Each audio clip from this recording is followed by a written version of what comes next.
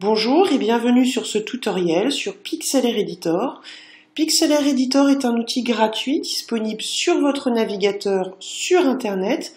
Par conséquent, il est possible de l'utiliser depuis n'importe quel ordinateur, Windows, Mac, Linux, même si vous utilisez un très vieil ordi.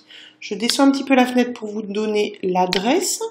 Il suffit de taper pixlr.com/editor.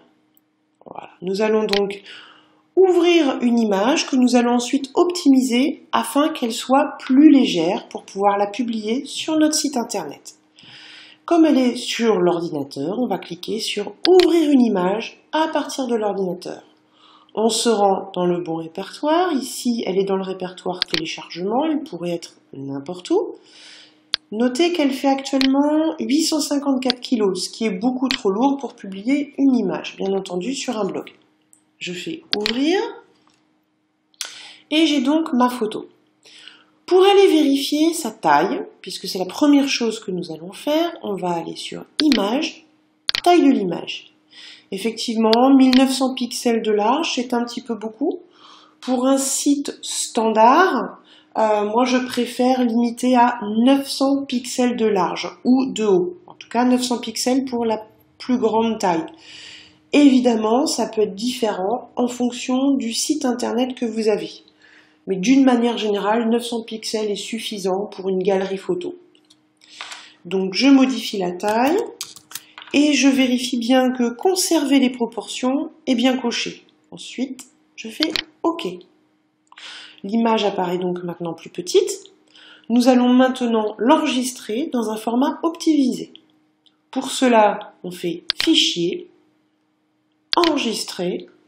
Comme il s'agit d'une photo, c'est le format JPEG qui est le plus adapté.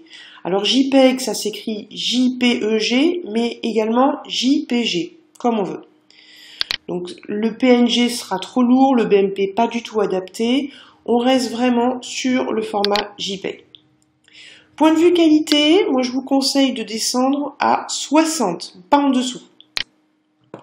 Notez que la photo fait maintenant 87 kg, alors qu'elle en faisait 850 tout à l'heure.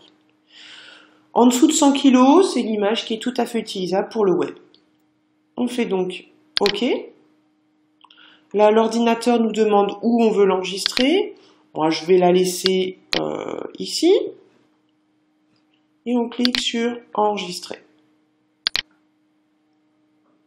L'image est maintenant parfaitement enregistrée et utilisable pour votre site internet. À bientôt, et puis pour retrouver tous les tutoriaux et mes conseils en communication numérique, n'oubliez pas d'aller sur mon site web blogdegeekette.com. À bientôt!